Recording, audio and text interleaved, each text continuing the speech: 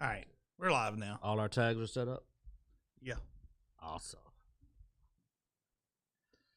All right. So Hasbro done got into another incident, huh? Oh, Yeah, that was I saw just that. the Bank of America deemed them a high risk, basically. Did you pull up the thing about Sony's Crybaby? Yeah. Here's our actual topics. I didn't Oh, have the okay, that was Hasbro good. as an actual topic. I just had it up as something I was reading. I didn't know if we wanted to talk about, stock prices or not. You know. Oh, no, I mean, it's fun to mess with Hasbro, just D&D, but Yeah. way more fun to mess with Sony. You're harassing us, obviously. Just like the Sony players, man, crybabies. We want your information, but you can't have ours. We want to tell them that. Anyway, let's get started. Welcome to Dicejunkies. I'm Xenodamus. I'm here with Q. And on Skype. Bloodaxe. Oh, we're getting some feedback from you, Bloodaxe. Hearing ourselves a little bit. All right, well, let's get started. I guess we'll start with Sony. Sony is being harassed by Microsoft. Yeah, Sony, who's the one that's filing against Microsoft, says that Microsoft is harassing them by asking them for information. for asking. Well, I mean, after all the accusations that Sony threw at Microsoft and told all this stuff, Microsoft's like, oh well, to defend ourselves, let's get this information here. And Sony basically is saying that they're overreaching and it's obvious harassment. Basically, the information they needed is not information necessarily needed for the court. We've seen this in court many a times on these things. And Microsoft probably did ask for more than it needed. But that's also a common strategy in these court. You ask for more so you get what you want. Well, also, I just don't believe you get to call harassment when you've been harassing somebody. I mean, they've been accusing Microsoft of everything under the sun. They've been lying left and right. And I'm sorry, it's lying when you're the top of the industry. You've been the top of the industry for 20 years, and you claim someone else is about to cut you out. They can't cut you out. You're the top console. You can't be on top of the mountain pointing at the people beneath you and going, they're doing too well. And it's not as well as you. Well, and that's one of the weird things about this. We have corporations that are much closer to monopolizing a specific market than the game industry. I mean, the game industry, Microsoft, Sony, Nintendo, PC. When you've got Steam, you've got Epic, you got the different stores there on PC. I mean, you got 4 major locations to play games, and with multiplayer games, the Call of Duty one is what really gets me, that they're using that as an example, because what multiplayer shooting game has been successful that has limited itself to a specific genre? No. They don't get out of there. You don't get out of your wheelhouse if you do that. You don't at all. PC games are the only ones that can kind of pull it off. Some PC shooters have been primarily PC shooters and did really well on PC. But outside of PC, feedback on you, Bloodaxe. But no console has been able to float a game anywhere near the numbers of Call of Duty and the other one, Battlefront, at all. PC, I think you got Counter-Strike, which I think may be PC only, which is old now. But I mean, it was PC has been able to hold. Talking about stuff like Fortnite and stuff that was mainly PC for a long time. Yeah, and held it on. But PC is the only one that can do that. No console has been able to hit those kind of numbers. I mean, I like Halo. I like Gears of War. It ain't no Call of Duty, man, at all, or any of that. Not at all. Not even in the wheelhouse of the scope of those games. They don't stomp it out completely. But the biggest thing to me is that is that Sony has so many IPs, Mhm. so many exclusive IPs, and they just don't want Xbox to have any. And for some reason, the courts are even paying attention to this claim when it's really easy to just go, all right, well, then you need to stop having all these exclusives as well, which would destroy Sony because that's all Sony has going for it is that it keeps buying and paying off people.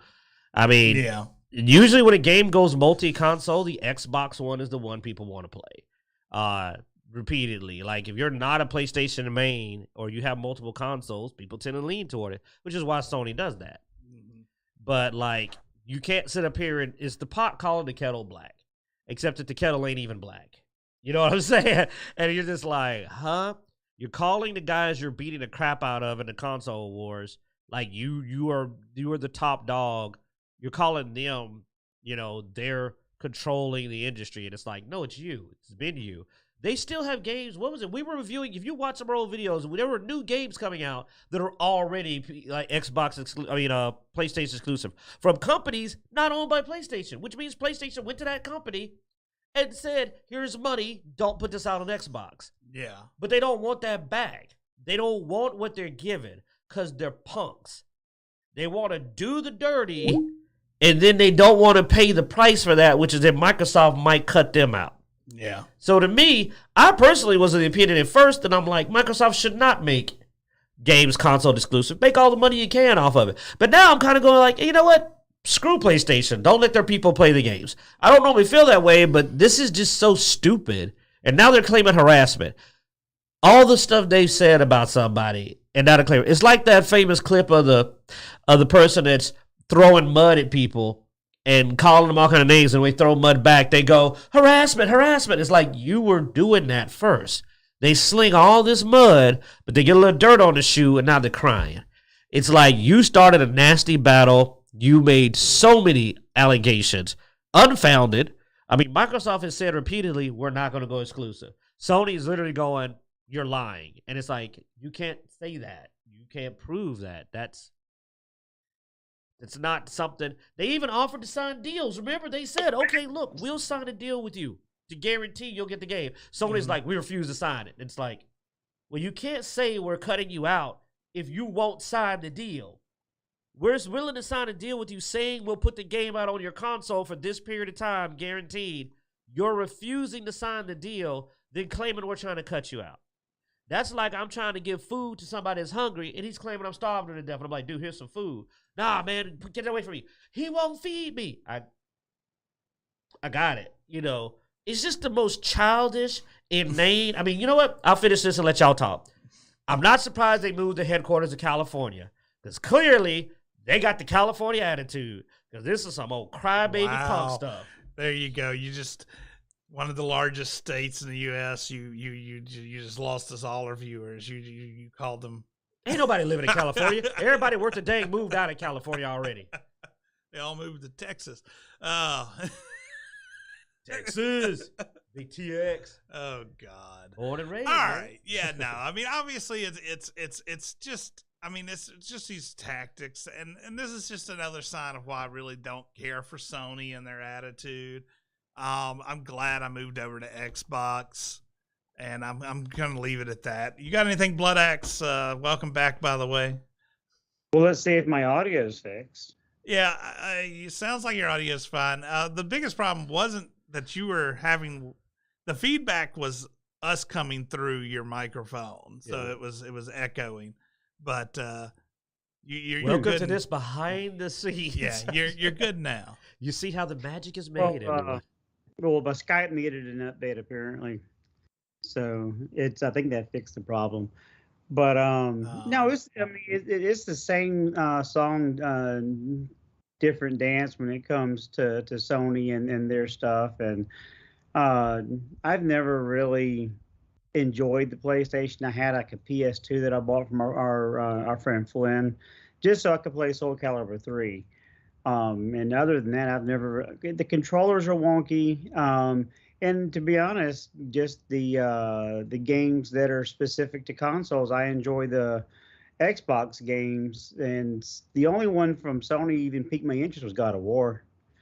So other than that, I'm happy with my Xbox, and I don't care if I'm in the minority of console owners, but um, just the attitude that Sony has exhibited over the past 4 or 5 years just leaves a bad taste in my mouth. So I'm not even remotely interested in having anything to do with Sony, except for their film franchises. I will watch their films, but their gaming, not so much.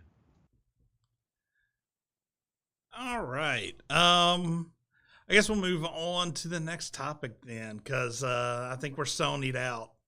I mean, this thing has been this ongoing thing for so long. We've talked about it off and on. So let's. We're not done.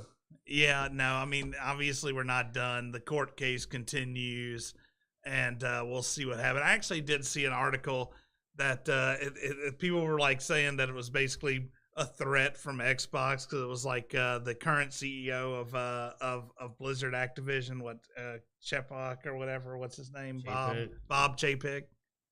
Well, no, I think that's the Disney or no, that's CEO. Yeah, that's the Disney CEO. Bob what Chapek. what is Kotick? Kotick? Yeah, Kotick. That Kotick would actually. What's that? I was curious how he bounced to a new job unrelated. Yeah.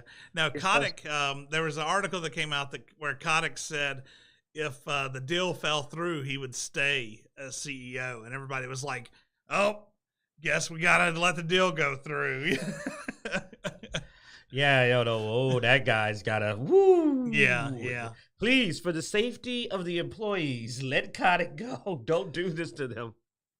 They thought they were free. All right, let's go over to some more controversy, I guess, and that is Hogwarts. Hogwarts Legacy breaks Twitch record mid streamer boycott. So here we have, if anybody has been keeping up with Hogwarts or hasn't heard about Hogwarts, you've probably been under a rock, I guess, because a lot of people have been against this game. Against J.K. Rowling. Well, against J.K. Rowling, yeah.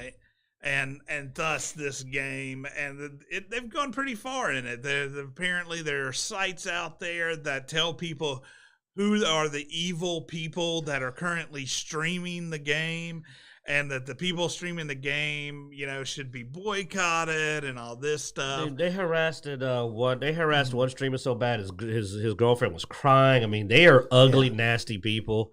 I mean, I get the concept of you're against a certain point of view, but harassing random people isn't the way to do it, man. It's just not the way to go about it. And that's what just trips me out, because I'm like, look, I get it. I mean, if half the stuff I heard is true, I can see why some people are upset with it. I don't know if it's true, because people lie, but if half the stuff I heard is true, I get it. Yeah. But that doesn't mean that some dude playing a video game, you run up and you knock his drink over and tell him his mom doesn't love him. It's like, what the heck, man? That's a little bit out there. Yeah. But I don't like Sony, but I'm not going to call an employee and tell them to jump off a bridge. You know what I'm saying? I'm not going to go and start harassing devs for Sony. But yeah, so a website, like I said, was created tracking the Twitch streamers that have decided to go live playing the video game. Despite all that, it has actually broken Twitch records on most streamed games. So, and honestly, I think a lot of those streamers are people that only decided to stream the game because of the people making websites and trying to boycott it. I mean, let's all be honest. The internet is full of assholes. I mean, the Reddit conversation couldn't even keep comments up. They had to cancel them because it became so toxic in there. So there's nothing stopping me from going, oh yeah, there's probably thousands of people who were like, oh yeah, we're gonna stream this just because it's gonna piss people off. If it wasn't for Wild Hearts, I'd be streaming it. Yeah. Just because they told me not to stream it. I literally was planning to buy the game out of pure spite. Mm-hmm. But then I looked at the Wild Hearts trailer and it looked really good. So now I'm like, all right, I'm gonna get Wild Hearts. Yeah. But because you can't always buy 4 or 5 games at once. And our chat room has some good comments. Michael O'Brien says, vote with your wallet, not your mouth. Boycott by not buying or play it. Don't harass people. I mean, that's just common sense, I think, in my opinion. Well, we got also our boy Flynn who's trying it out, and Flynn is not even like a really big Harry Potter guy. No, because I was in a Harry Potter, he wasn't. He says the game is good. Michael's buying because they told him not to. Trust me, man, it's gonna eventually get purchased by me, even if I just give it to my kids. Yeah, our boy Jarek has been playing it. He seemed to have liked what he's played so far. So I mean, like, don't tell me what to do. That's a bad way to get me to do it. You know what I'm saying? But the thing is that, like, I sent a video out to a bunch of friends where a brother made a really good comment. A guy that was getting the game said that this is nowhere near where she's making her money. Like, if you want to really, like, complain, man, like he was saying, it's Universal Studios. She gets a percentage of every ticket sales to go to the park. Every ticket she gets a percentage. Now, that's where her money's at. You know, also the actual Harry Potter paraphernalia, like the Legos and all that. This guy broke down everything that was making her the most money. This is very low. I mean, I don't even know what her licensing deal was for the gaming rights. I don't know if it was a one-time type licensing. But they didn't base this on any of her direct stories. Yeah. She gets way more money off the stuff. Or if she gets some kind of percentage off of this. I don't even know all that. I don't know if that's been released. I haven't seen it. But honestly, I mean, she said something that annoyed people. A couple of somethings.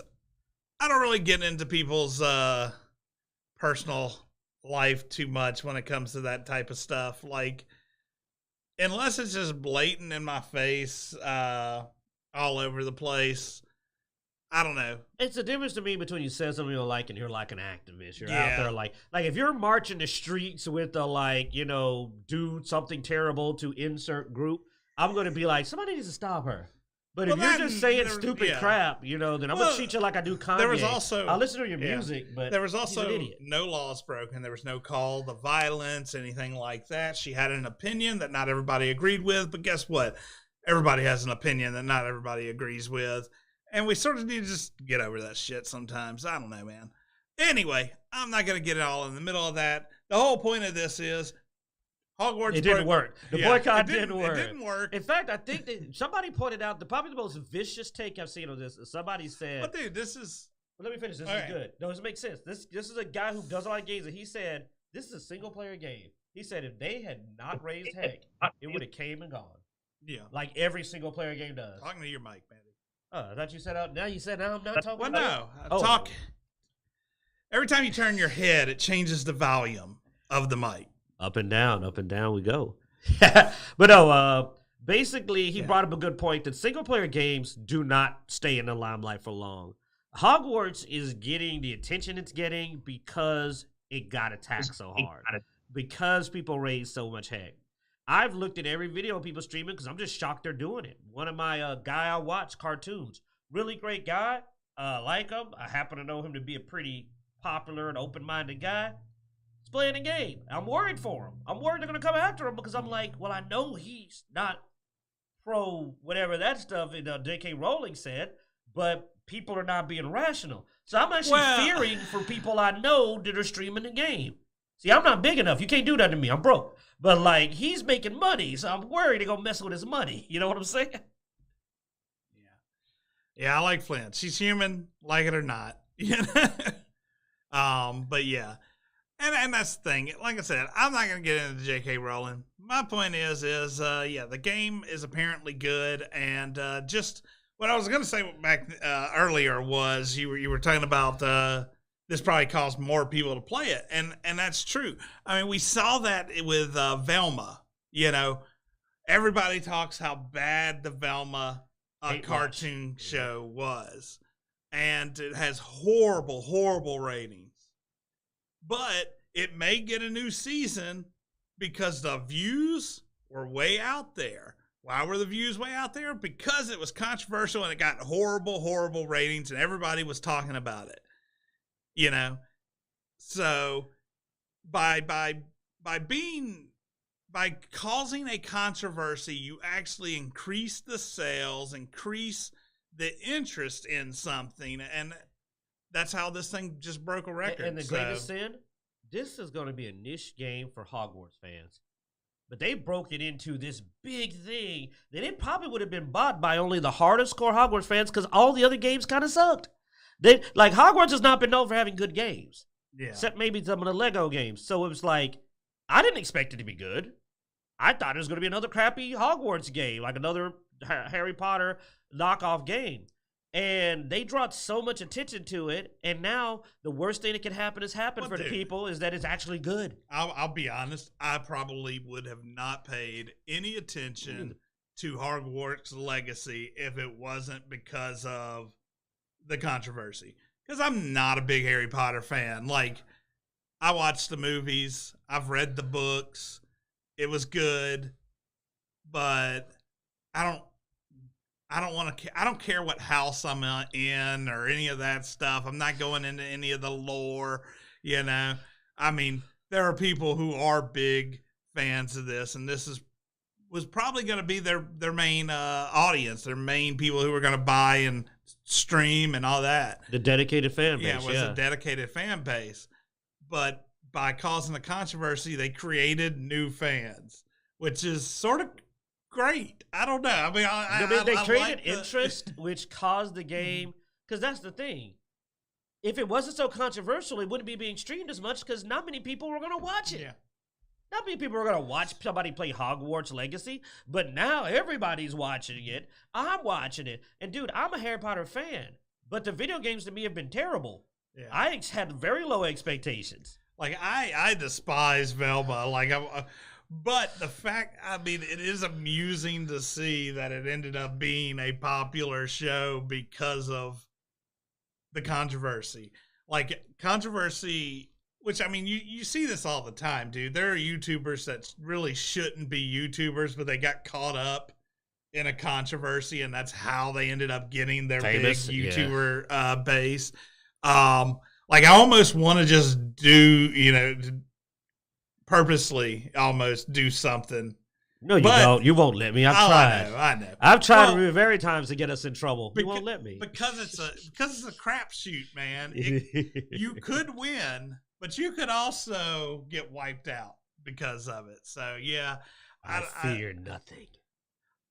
I've rolled ones way too many times to take it. That's true. Because if he cut me loose, we'd be in a lot more trouble. We definitely would. All right. Well, let's move on. I know there's a game coming out soon on. Wait a minute. How do you know that? Oh, Bloodaxe doesn't have anything to say about it. He's got kids. You are right. You're right. Go ahead, Bloodaxe. I was rambling. Yes, like I'm the redheaded member of the Dicejunkies sometimes. So. My oldest son grew up on Harry Potter, and we watched it to death. I mean, he was so young, he called it Harry Pot because he couldn't say Potter. And my wife really enjoys the franchise. She watches all the movies first and, frequently. But when the game was first announced, I was like, okay, whatever. I wasn't super excited about it. But because of all the controversy and, the pushback, and you've got these streamers are like giving the middle finger to all the loud voices, and they're doing it anyway, realizing they're going to get insulted, they're going to get dogpiled, they're going to try to get themselves canceled. I've become interested in the game that I would not remotely be interested in to begin with, because it's not multiplayer, number one. And number two, for my single player games, I usually go with a different style anyway. So I'm like, I'm actually I am interested in the game, but the fact that I just spent a good chunk of money buying a new game for me and Q, and we got these other games that are coming out, I'm like, I can wait a little bit, but it is something I will probably end up picking up at some point and trying out. But I've got so many other games right now that it's hard to drop another $60-$70 on a game that I may not be playing for a couple months. Your boys will love it, though, I bet you. If you get it on the Switch, especially, I bet you they'll play it. I don't know if it's on Switch, but if it is. But if you get it, I bet you your boys will play it. I know they will. Because I've heard it's pretty good. Yeah, and I can get on Xbox. I've got multiple Xboxes, and all you do is and I'll probably buy the physical copy so they can change discs back and forth from, I can play it on my console, they can play it on their console. So it's one of those things that I probably will pick up a physical copy because I just prefer physical media than digital media. But it wasn't something I was going to be jonesing at to get day one. Does But Xbox now not I'm have a like, family thing yet, where you can share digital games inside your family? It's only two with con- two. so I've shared my account with my 13-year-old, and I bought an Xbox Live account for my wife, who shared it with the twins. So I pay for two Game Pass accounts so we can share them, but I can't share amongst all four. Two. If I'm That's not much of a family. it used to be four, and then they brought it down to two, which really disappointed me. Yeah. But All right. I was curious because it sort of threw me there. I was like, why not just? I didn't know they went out Yeah. two. I remember it being four. So yeah, that's unfortunate. Well, when they get this Call of Duty money, maybe they'll bring it back. When they start making all that big money on Call of Duty when they go exclusive, because they're going to do that dumb thing. Yeah, right. So I know y'all are looking to the game coming out in the next couple of days that you said reminded you of BioShock. Atomic Heart gives me some vibes of it. But we just saw a trailer that came out this week that's actually from the BioShock team. Oh, it is?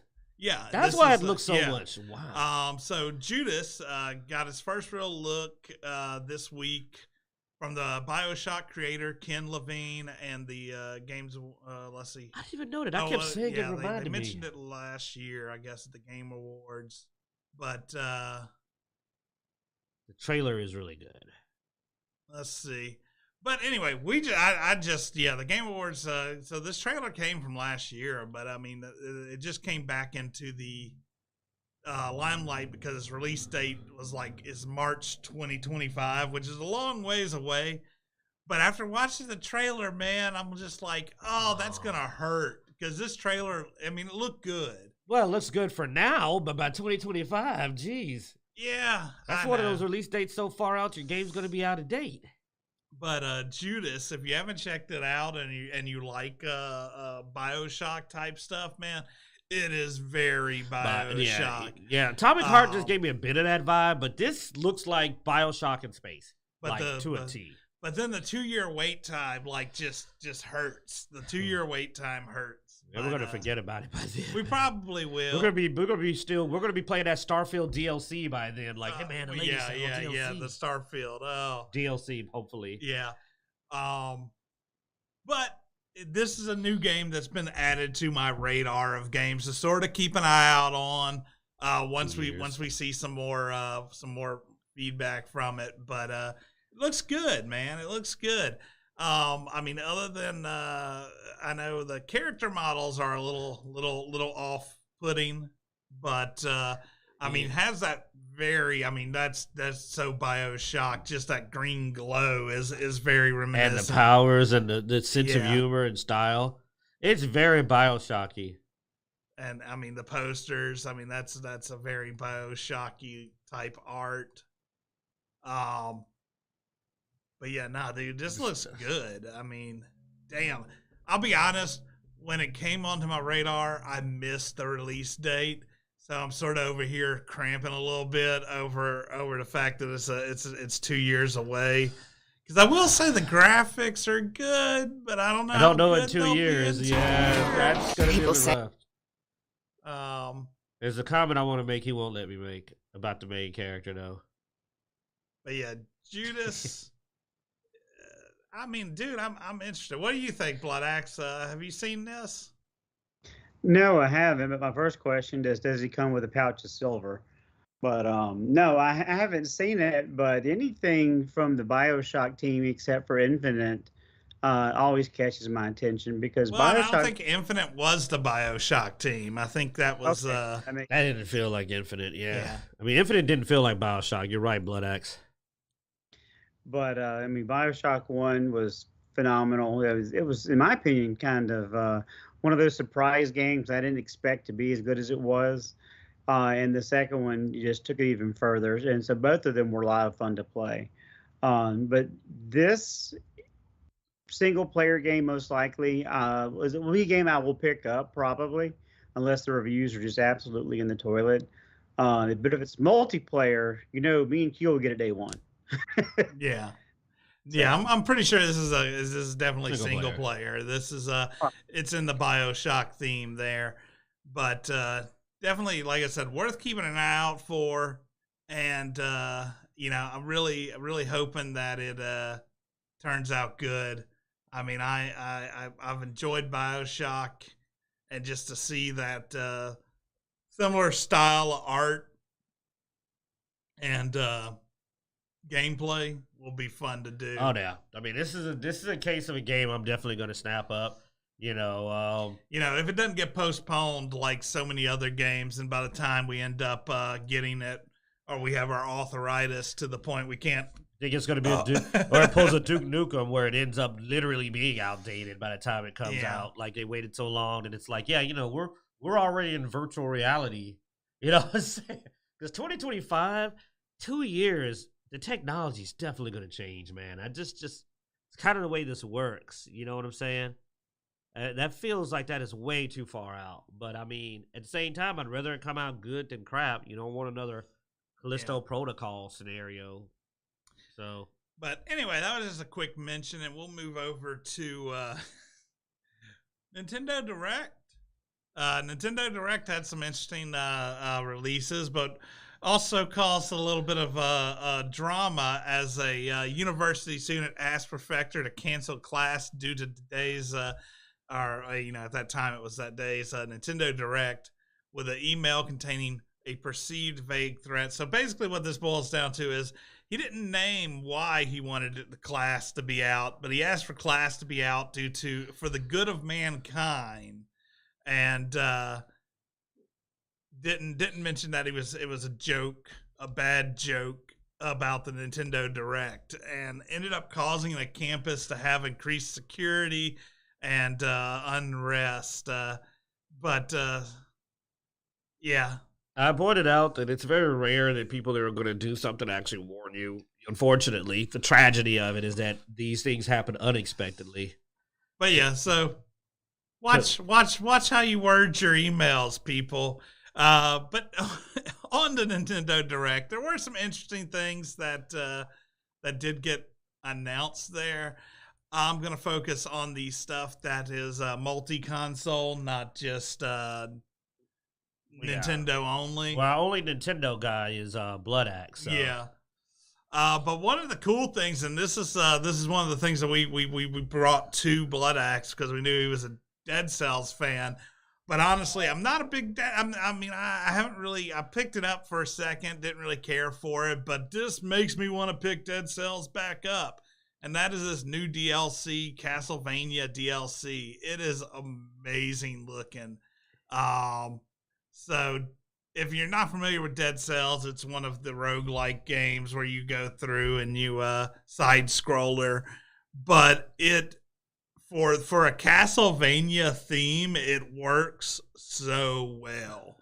And it seems to be Symphony of the Night, because that's Alucard, I believe. So it seems like it's Symphony of the Night, which is one of the better Castlevania games, one of the really good ones. So for somebody who's actually played Dead Cells and actually enjoyed it, Bloodaxe, what do you think about this, man? So the thing about Dead Cells, for those that haven't played, is everything's random.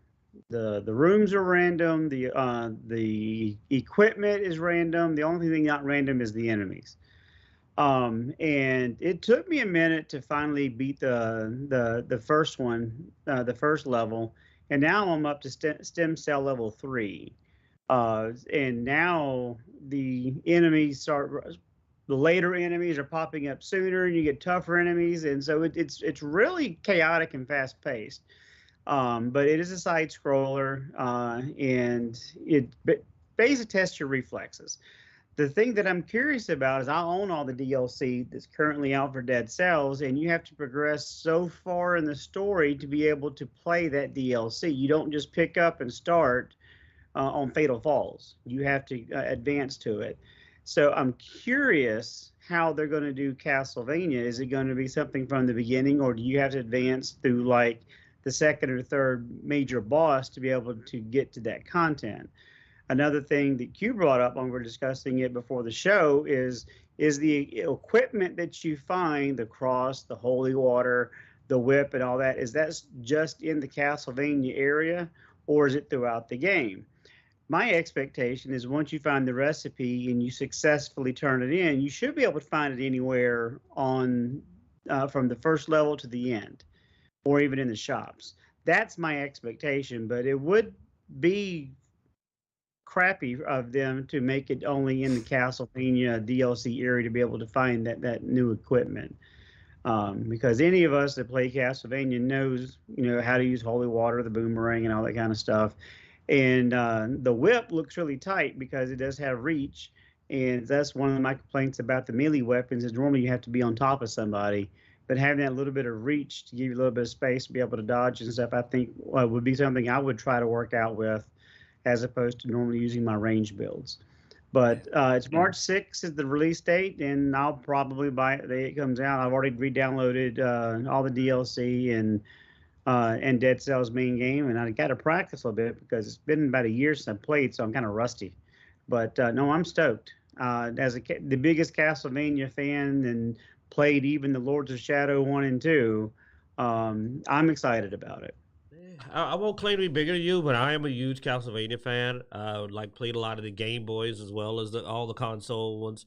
Wasn't as big a fan of Lord of Shadows as you were. I remember I didn't think it was. I didn't like what they did, but it came from being a long-term fan. The reboot of the story, but the problem with Dead Cells for me is that I had a lot of fun the first few days I played Dead Cells because my RNG was good.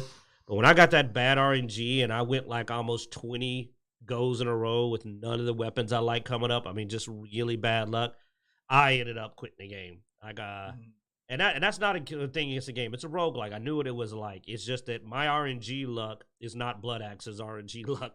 We have proven this over and over in games that his RNG is way better. Like, I got a dual weapon that I dominated through the game and never saw it again.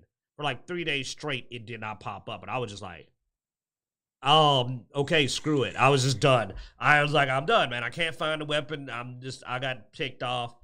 And, so unfortunately, my concern is I'd get the Castlevania DLC and never find the whip. That's how bad my RNG luck can be. I go here and Bloodaxe will be like, man, I got the whip 5 times in a row. And I'll just be like, I'm going to punch you in the face next time I see you. It was my starting weapon. Yeah. Yeah, where they didn't mention where exactly this falls in the game. They did say the DLC has Dead Cells the Beheaded, being recruited by Vampire Slayer Richter Belmont to explore Dracula's castle, encountering ally Alucard and a heap of new enemies along the way. Return to Castlevania will introduce new enemies, including werewolves, skeletons, and of course vampires. Players will also get to experience 2 epic new boss battles where they'll face off against classic Castlevania antagonists, Death and Dracula. 2 new bosses, huh? I didn't see that part of it. That's interesting.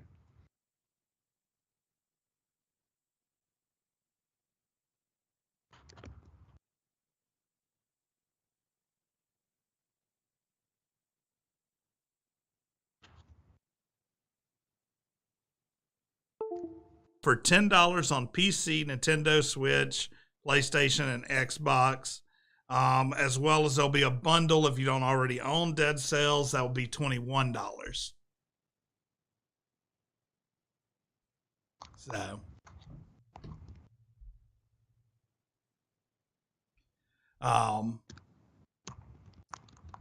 let's see. Lord of Shadow 1, Lament of Innocence, only 2 Castlevania, 1 I played. Yeah. I played the old classic Castlevanias. I never got into the ones, I think, after PlayStation picked them up and they started doing the weird 3D thing. I played like Castlevania 1, 2, and 3. I even played the crappy one on the N64. Yeah, no, that thing was horrible on the N64. It was bad. It was really bad. But I guess I can't say I didn't play the later ones. I tried all the later ones. They were just all bad, so I didn't play them for long. Yeah, I played Symphony of Despair. What was that weird one that came out on the GameCube? Oh, I can't remember what it was now. Maybe it was Harmony of Despair. But there were some weird ones that came out on the GameCube that I played and finished. But the originals were, very linear, a lot of fun. But when you got to Symphony of the Night and you became Metroid-like, that was pretty tight. I really enjoyed Symphony of the Night for those mechanics. And then the twist halfway through just made it that much more fun. So the other interesting thing that came out on this was the Sea of Stars, which is a JRPG, sort of in the vein of Chrono Trigger's play style.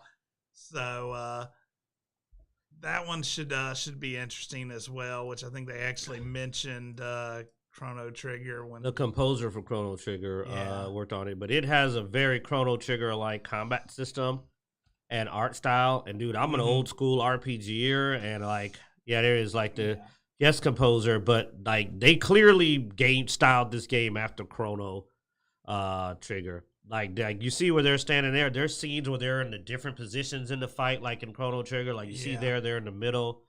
It looks like they had combo attacks. Yep. Like I saw one move where it looked like they had the combo moves. Like here it is. You see it says combo right there. See? Like it actually popped combo over the head. You build up a combo meter. So it's like I love that. I mean, even though I turned off of turn-based RPGs, for a Chrono Trigger like game, I'm willing to go back. Gives me some Chrono feels. So the thing is it going to be multi-console? I mean, it's supposedly it's going to be on PC. I don't know if it's going to make other consoles. I didn't see where it was mentioned that it would be on multiple consoles. Let's see. Eternal Reign, it went way back for that one, didn't it? Oh, sorry. I played a lot of weird RPGs, but if they show anything, you'll see. But if you're a fan of that old school Chrono Trigger RPG style like me, and you have a Nintendo, this looks like the game to keep an eye out for. So I'm gonna still point fingers at it, even if I don't. Oh, it says all the platforms there. Oh yeah, Steam. Now I don't know if it'll hit Game Pass, but it's not. I don't know if I would buy it. I don't see Xbox on here, man. I see Steam, Switch, and PlayStation. Oh wow! So see, this is what I'm talking about. Then they complain about Call of Duty. You don't want them to not let you play Call of Duty, but you pull these stunts. See, I'm sorry, man. That just takes me back to the hypocrisy we talked about earlier, where it's like they're not gonna give us Call of Duty, and it's like you're keeping games off of Xbox. I don't know if they did that or if Xbox just didn't want it. I don't know. Xbox will take anything. What are you talking about? They're putting everything out on Xbox. I don't believe that at all. No, I mean, I'm probably not going to play it. But still, out of respect for those RPGs, I'm still going to say, hey. Here it just says Nintendo, PlayStation 5, PlayStation 4, Microsoft Windows, and Mac OS. Well, Xbox. Microsoft Windows, maybe they'll put on a Microsoft Game Pass, the PC Game Pass. That'd be hilarious. They did snag it and put it on there. I don't know how they would do that, but either way, it's no problem. It just means we're not going to play it. Because I've now reached that attitude of, I have a PC, but when I see exclusive games, you're off my roster. I'm tired of it. I'll probably play it on PC. I don't give a shit. I'm not. I'm going to touch it. Because it's a hypocrisy, man. I'm getting tired of it. Well, no, my thing is they're going to get my money from PC. They're not going to get my money from PlayStation. So, well, heck no. Yeah, I wouldn't. If I had a PlayStation, I would have given it away by now. But I'd pick it up on my Switch before I pick. I don't have a PlayStation anymore. So, no, I have considered grabbing a Switch. I mean, like I said, if I did get a console, I'd get a Switch before I get a PlayStation. As a matter of fact, I may pick it up on my Switch because it'll give me something to do when I'm away from the setup. Yeah. Yeah, I mean, the Zelda game coming out has got me eyeballing the Switch because I have played like almost every Zelda game. I even borrowed a system to play, the Hobo Link. Forgot the name of it. Bowling. Something of the Wild. Oh. But like, you know, to play the sequel to that, like Call of the Wild, something like that. But like I'm definitely, so I mean, I probably will try to play the next Zelda iteration when it comes out. But yeah, that's a shame though. I mean, but nah, I'm gonna stick to my guns. Like if they're not willing to put out an Xbox, then I'm not gonna touch it. Because again, I'm just not gonna support this console exclusivity nonsense anymore. It's gotten on my last nerve. But I will still endorse the game because you know what? There's nothing against the devs that made the game. The game has that nostalgic feel. I mean, who knows? I can just borrow his Switch. You know what I'm saying? I just be like, "Hey, man, when he's done, I just borrow his Switch and play it." I'm still going to say the game brings back nostalgia feels because they said Chrono Cross, Chrono Trigger. Chrono Trigger is still one of my favorite RPGs from back in the day. I love seeing another game. The game was inspired by Illusions of Gaia, Breath of Fire, and Chrono Trigger. Breath of Fire! Dude, I've been waiting for somebody to bring back Breath of Fire, though. Please, why won't anyone reboot Breath of Fire? Well, you can play them on the Switch. They're in the emulator store. I want a new one. I played all the old ones. I've even played the Breath of Fire Quarter, which was horrible. When was the last Breath of Fire? It was Breath of Fire Quarter. Oh, they put something out after Breath of Fire Quarter. Was it Breath of Fire 6? There's a Breath of Fire 6 from 2016. Where could I play that? North America, never released. Sounds about right. We've done good without the F-bombs. We're just going. There's a Breath of Fire game that came out that I didn't even get to play. They ruined my record. That is the only Breath of Fire game I haven't played. I mean, at least I got the defense of it doesn't exist for me to play unless I can go get an emulator, and I even do all that crap. Oh, why did they do that? That's so dumb. I would have played it. I played every Breath of Fire. I played Breath of Fire Quarter, which was terrible, and I still played it. Like, I would love to play. That one looks more like the traditional Breath of Fire. That looks like old school Breath of Fire. Oh, that looks good. Yes. That looks like real Breath of Fire. Oh, that would have been... Why? I don't you know. Fuckers. Break my heart, man. Why don't they reboot Breath of Fire? They keep rebooting other series. I thought Breath of Fire was a great game series. Anyway, though. Yeah. But like, in honor of our old school games, man, give it a look. See what it's about. If you have the right console to play it. Which, of course, if you only have an Xbox, apparently screw you. I thought we got past this shit. Okay, I'm still annoyed, man. I thought we got past this. In 2016, that is weird that in 2016 there was no U.S. release. I mean, we started getting Dragon Quest again. We're starting to get. But did it bomb? I mean, maybe it was really, really bad. It was released on Windows and Android. It wasn't even released on a console. It was yeah, but iOS, I mean, there's not an English version of it from what I'm looking at. It's also just weird they released it only on. It was a mobile release. But yeah, it was still only in Japan, though. Oh, so it was a mobile game. Yeah, but still, I'm surprised no version of it. Well, anyway, I'm not going to dwell on it because I'd like to see the series get a nice updated reboot anyway. I think that's just, to me, a series that would be great for a reboot. I mean, I was so happy to see, Dragon Quest finally coming back and being on PC and stuff like that, man. Even accessible through consoles. Yeah. And I mean, Breath of Fire would be another one in that vein. I would love to be able to get access to and play a new Breath of Fire game. Yeah, same here, brother. Same here. There's only one I haven't played. It's the one that did not come out. Like, I have played all of them. I haven't played every Final Fantasy game. I've played every Breath of Fire. Yeah. I played a lot of Final Fantasy games, but not all of them. But I played all the Breath of Fire. So that's unfortunate. I was a big fan of that series. I played Chrono Cross. I played the Chrono Trigger, Chrono Cross. I think there might have been another one after that. Anyway, we were talking about Sea of Stars. Well, nostalgia. But give it a look. It looks good. I don't know if it's going to be great. I mean, we always advise you to look into a game before you buy it. But it does look like they got the right veterans. They got the right inspiration. They went off the stuff that we used to love back in the day. What you got, Bloodaxe? I never played the Breath of Fire games, so I really don't have a lot to say about it. But I'm probably one of the few that would not mind picking up a turn-based RPG game because it takes me back to the days of Dragon Warrior, in Utopia, some of the other ones that we played. Ultima. back when I was a kid playing in my room and really just having fun playing video games. But if it's not coming out on Xbox, I don't play games on my Mac, and it's not a gaming PC anyway. But I would give it a shot if it was something I could actually play on my console. Yeah, that's really weird that they're not putting it out on Xbox, but they're putting it out on PlayStation. Yeah, I mean, I'm with you. I'm pretty sure Sony had their hands in that somehow. But or Sony and Nintendo are bullying Microsoft because of the Call of Duty thing. Nintendo was complaining about it too, so they could be trying to team up. In which case, I hate to have to put Nintendo in the same group as Sony, but you know me, I got about this much patience. If I find out they're gonna be on pile too, and Zelda can go jump off a damn cliff, then I don't care. I'll dump Zelda and all these and Mario. I'll dump the whole thing. I grew up with these things, but I didn't really. They get away with it because we let them get away. Yeah, I didn't care for Hobo Zelda anyway. So. Yeah, I don't even remember. God dang, that's a bad sign for that.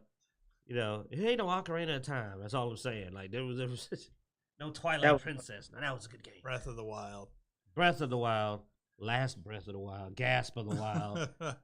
Damn sword broke so fast. Anyway, let me get back into that. That review got demonetized anyway, man. Nintendo came at us hard. Oh man, they came at us so hard. But I mean, dude, it was.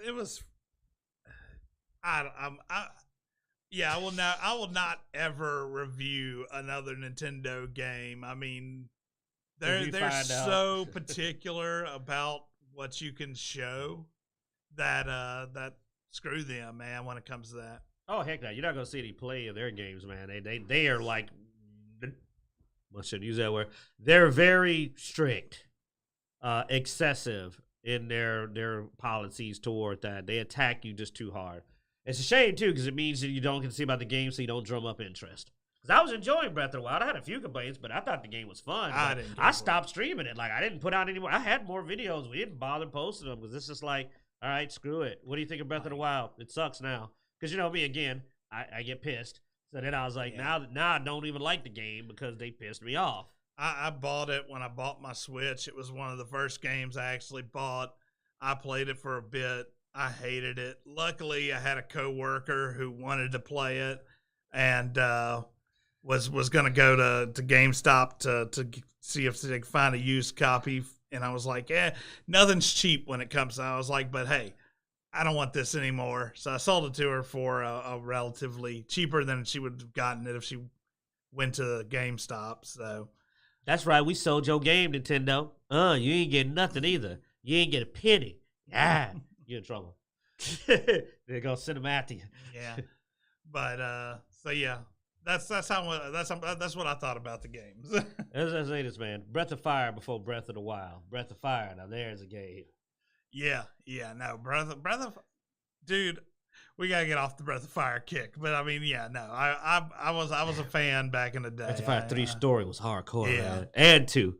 Breath of Fire 2 and 3 was hardcore. Oh, I recently replayed them because they were on the emulator on the Switch, and so I went through them, had fun with that. Good games, man. Good games. I replayed the Dragon Warrior, Dragon Quest games. That sounds I cool. played 1, 2, and 3 of it. That's been my favorite part of the Switch. Honestly, has been legally being able to play the old games. How bad is it that their best games are the old ones? Like, you ain't playing none of the new stuff.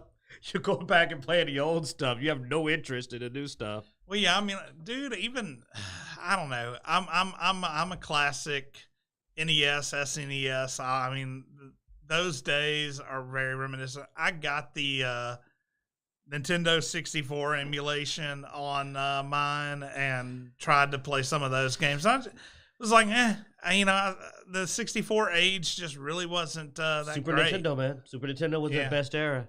By the way, one more nostalgia call out: Secret of Mana.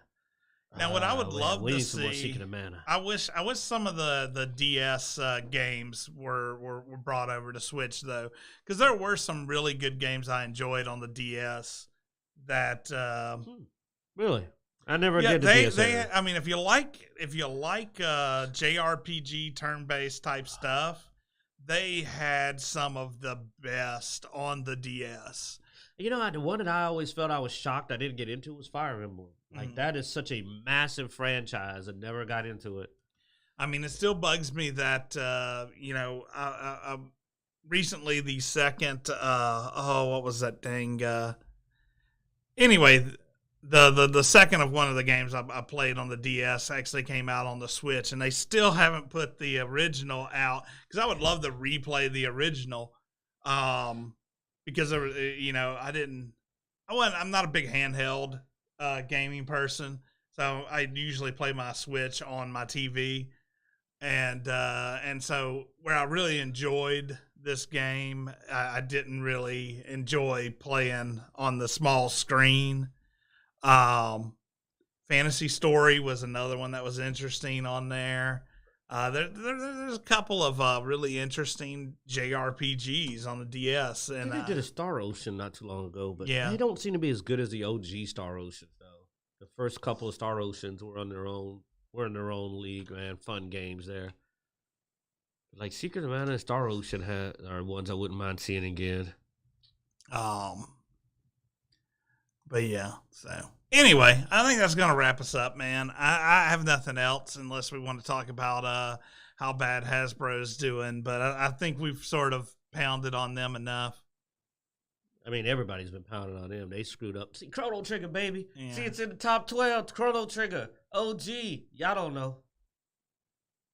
Yeah, I don't know nothing about it. I've never played The World Ends With You, but I keep hearing about it. Right, I guess I'll put this on the screen. I did not pull this up intending to share. We're gaming I fans, was man. looking at it, but Rated Historia. I remember that game. these are some of the DS RPGs. The World Ends With You is supposedly a predecessor to Kingdom Hearts, according to a lot of stuff. So I've been wanting to get my hands on that just to see, because I'm a Kingdom Hearts fan. Even though I got to admit that series got wild. But yeah, that's in the first picture. And tell me that doesn't look like characters from Kingdom Hearts, man. That looked like that could be Sora's cousin. But anyway, so the base thing is we're RPG fans. We pointed you toward one, though apparently it's not accessible to everybody. That's unfortunate. We put out our wish list, games we like to see. Breath of Fire. I don't know if Bloodaxe, you got one. What's the top of your RPG franchise you'd like to see reborn again, brought into the new era? That's a good question. Probably Knights of the Old Republic. Oh, yeah. It isn't quite as far back as Super Nintendo, but that is a classic. I think they're supposed to be doing something with that. What happened to that, man? Are they still working on that remake? Well, fortunately, the writer Sam Maggs is no longer involved with the project, so there's hope yet. They keep doing my favorite RPG from back on the original Nintendo, which is Dragon Warrior, Dragon Quest, whatever they're calling it nowadays. So they're still churning out games for that. Final Fantasy, they're still churning out games for that. But, the one that I played the most was Dragon Warrior. I played through that game probably at least a dozen times all the way through. So that was one of my favorites back then. But just RPGs in general, I want a well-done Knights of the Old Republic, because I was so upset that they didn't bring out the DLC for KOTOR 2, which was the HK factory. I would have loved to go on to the HK factory. And they shelved 3 because Disney had acquired Lucasfilm and LucasArts. So they shelved that game. So, yeah, I'll tell you, you're right, man. I would have liked to have seen. Well, let's hope the reboot doesn't fall on his face. One last honorable mentions from me for the really elusive or eclectic RPG fan Suikoden series.